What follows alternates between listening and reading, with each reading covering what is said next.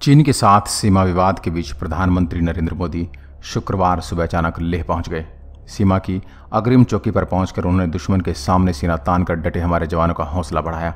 अपने भाषण में उन्होंने भारतीय जवानों की बहादुरी का भी जिक्र किया। उन्होंने कहा कि लेह लद्दाख से लेकर सियाचिन और कारगिल तक गलवां का बर्फीला पानी, हर पर्वत, इसकी हर चोटी भारतीय जवानों की बहादुरी की गवाह है। पीएम मोदी ने इस दौरान रिजांगला का भी जिक्र किया।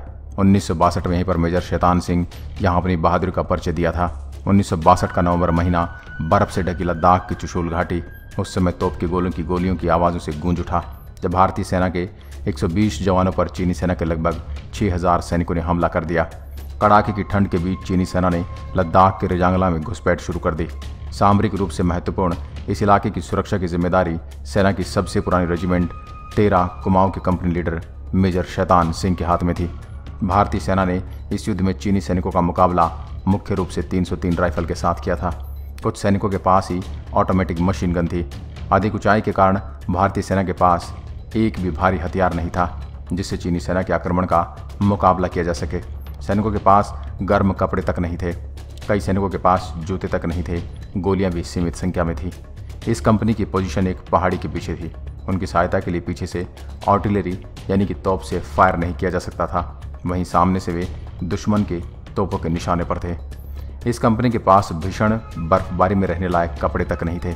माइनस में तापमान होने के कारण भारतीय सेना के अधिकतर हथियारों से फायर तक नहीं हो पा रहा था, लेकिन उन्होंने चीनी सेना के सामने समर्पण करने के बजाय युद्ध करने का फैसला किया।